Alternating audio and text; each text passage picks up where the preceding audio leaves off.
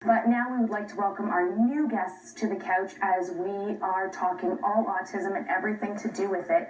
And behavior analysts, like therapists, they do it all. You guys are really the involved, in action, everything to do with it.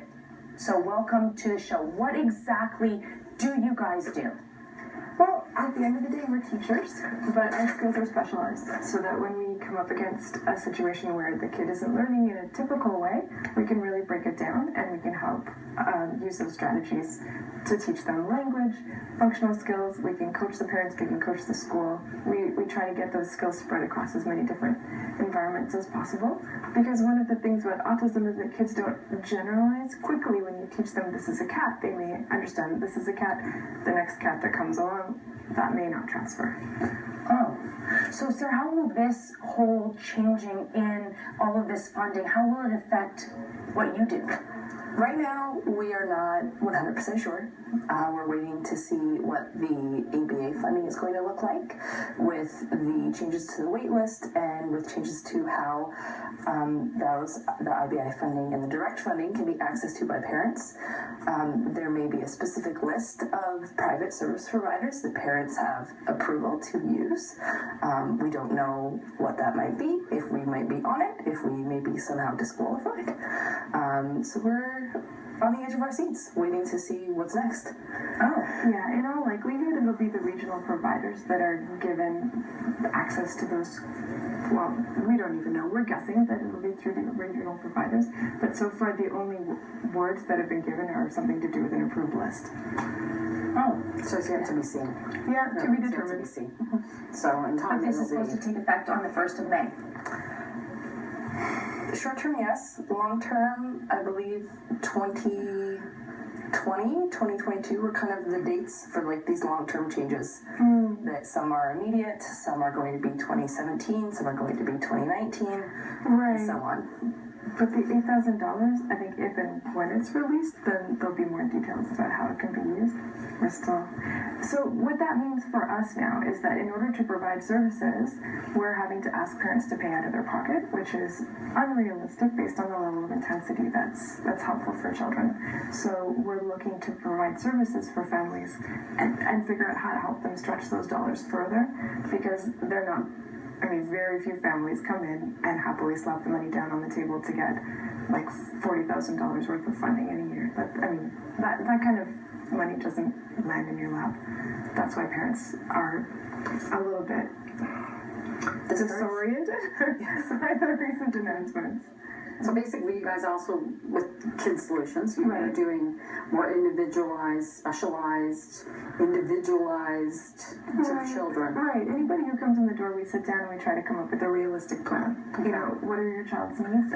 But it's not just children with autism that you guys that's true. provide therapy for. Yeah, that's true. A lot of the calls we get are just to do with behavior in general. I mean, that's why we're called behavior analysts, because everybody is behaving every minute of the day, and we all have special skills and deficits, and so our job is to help people figure out how to build up those skills and how to keep those deficits in check. We actually have some pictures of the facility. They have a new announcement. They have a great announcement. You guys have a new announcement. So they have to tell us about the great announcement. Yeah, absolutely. We're happy. We're so happy. We're excited to announce that as of July 4th, it will be our launch date. We'll be opening Kids Solutions up still as a private clinic, but we will have Lark School be on site as well. Right. So we're meeting these families and they're telling us that their kids aren't fitting into their typical classrooms. They're not getting the level of support they need to access the curriculum. And since my background is a teacher... Is this a picture of one of the classrooms? Right. There's a large play space. This is one of the play spaces that we set up to help give kids like a high context... Oh, sorry, I'm going to try not to get too technical. Kids with autism or kids who aren't necessarily typical, they don't always approach toys the same way. So we tried to set up something that would give them a lot of clues about how to use these various objects, because sociodramatic play is a pretty high-level skill.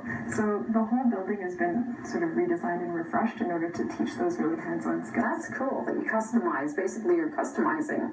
You're customizing a learning space. Oh, and here's another one. Yes. This is our our brand new gym, which has a slide, and that's the new favorite thing, in addition to a swing.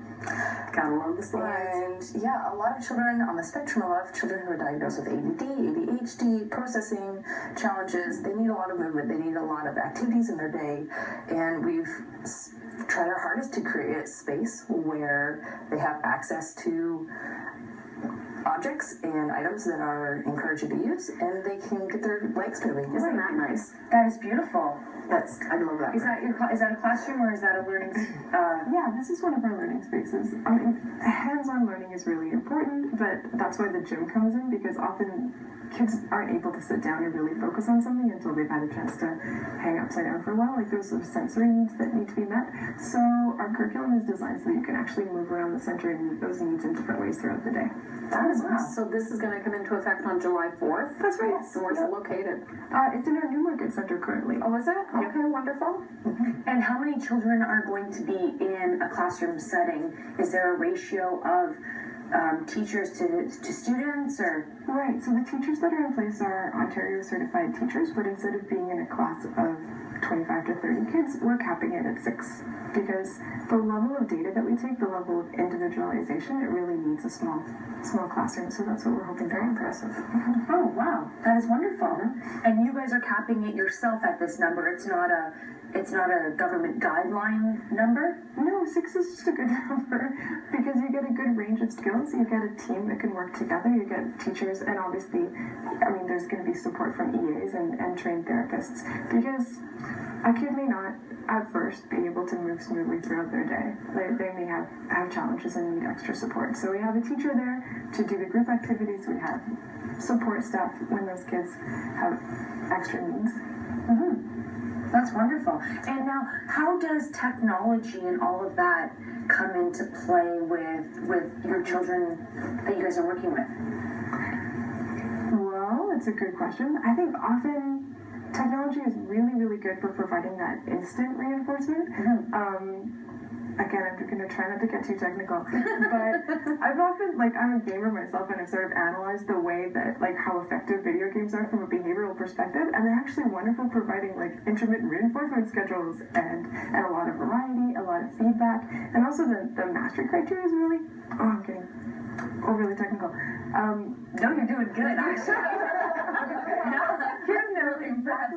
Kids know exactly what they need to do in order to succeed, and so that's motivating. Often when you go into a new situation, it can be discouraging because you don't know what it's hard for kids with autism to understand what the other person is thinking or why they're getting the feedback they're getting. When they're interacting with the screen, then the parameters are very clearly set. You win, you pass the level, you did great. So there are a lot of there are a lot of options for teaching in terms of technology. And do a lot of people have to contact you through referrals, or how do normally people? Yeah, how do people get in contact with you to get their child? Have a behavioral analysis done? We're online, so you can always find us at kidsolutions.com. Mm-hmm. So we have a brand spanking new website that we just launched. We also have a Facebook page, same handle, Kids Solutions, and we're also on Twitter. So we do a lot of contact through there. So parents can message us, we get back. Mm-hmm. On our website. We have... Is it a Twitter gesture? No. This is we have a button where you can go on. You can do a little intake assessment online, fill out a little information. That immediately goes to our admin. Yeah, or they could just call. A lot of people really like to talk to Carrie because she has a lot of experience. She is lovely. Yeah, so she'll call and she'll listen, and then she will actually suggest the sort of services you might be looking for, whether that's a psychoeducational assessment, that's a behavior consult, whether you're looking for IBI, SLP, OT. Is all of that done at your center? Yes, that's the vision. That's the mission, really, because what we've been seeing is that families are run off their feet. They're financially drained, they're stressed for time, and the last thing they need to do is be driving from appointment to appointment. So that's why it's really important for us to do it in-house. The other advantage is if you're with two different professionals at our team, we can just talk to each other. You know, we'll be having a coffee and we'll be able to talk about your kid rather than having to book those phone interviews, which are So basically like a one-stop shop kind of. right. We really want to be a comprehensive team to support. What if you have more than one child? Like trying to negotiate out all of the appointments, and that is the eternal struggle of every like every parent, particularly moms, to be like the super administrator. yeah. And it's common to have disabilities that show up in various family members. But you were asking me what happens if there's more than one kid who needs services? Yeah, then, like, do you guys provide services for, like, multiple children in the family? So, like, as there's more than, you know, you were saying how two professionals come together to discuss the child. Right. So then, if there's more people in the family, then is that opened up? And then you can, you know, find ways for the whole family to be able to support everyone that's involved. You deal with the children and the families. Families and like children and parents. Yes, not specific to the children. Not just specifically the children. That's what Laura's reading my mind. She's reading my mind. Okay. Yes, absolutely. So we offer a lot of parent training. We have on Sunday afternoons now, every other Sunday, we have a parent support group that Robin actually helps out at and helps us coordinate a little bit. We have all of these tools that parents have access to that really we need that phone call. We need parents to give us a ring and let us know how we can help them.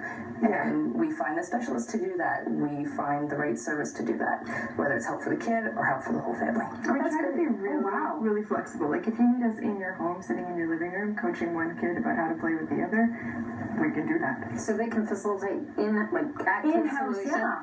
Right? In your home as well. Well, I'm a parent, so when people come and they describe their problems, often I'm seeing these from both a behavioral and also a personal point of view. Yeah, so that's no, seriously, that's great. A support group on a Sunday, like it's not just a Monday to Friday, 9 to 5, or you know, 9 to 3:30. You know, and is all of this curriculum you're teaching part of the Ontario curriculum? Right, at Lark School, we definitely do. We work from the Ontario curriculum. So for a child with special needs, that might mean I follow the typical curriculum and I have some accommodations on top of it, like children with dysgraphia need a keyboard to learn. Okay, good, that's an accommodation. There are children who can't participate in the full curriculum because they have disabilities. For instance, a child who can't speak may not be able to fulfill all those criteria, so they would have the modified curriculum. But we're always working from the Ontario curriculum so that ultimately the children who are ready to go back into a typical classroom be able to jump in and pick up what they're laying down. Oh wow! So basically, if I'm understanding this correct, it's more than just the school system in the sense that you're providing the essentials, but like you said, you're modifying it to accommodate them and transition them into a regular curriculum, and at the same time, parent support. That's win all the way around. Well, one of the key issues is really, I mean, you can teach the Ontario curriculum till you're blue in the face, but if a child doesn't have the emotional self-regulation to get through a school day, then they're not going to be able to put those skills to use. Or remember them, or even know how to use them. Right. So you're individualizing, teaching them the way they learn best. That's ABA in a nutshell. Okay, that's what I'm thinking. Good for you. Lori's got all these light bulbs going off, and I'm just trying to sponge all this information in because it's information overload. It is. It is. It's so much. There's just so much to try and learn and understand from. I mean, I can't. I'm just trying to begin to learn to try to understand all of it. But it's a lot to undertake. And you know, these parents. I mean, supporting them in any way that we all can is, you know. Children are a precious commodity. They definitely are. Thank you guys so much. Thank you so much for all of the information that you provided. Wow. What another great show, and I'm sure that everybody's going to have something to say about it, so make sure you get on our Facebook and, you know, flood us with your comments and tell us what you think about autism and all the information we provided. See you next time on Mommy Talk.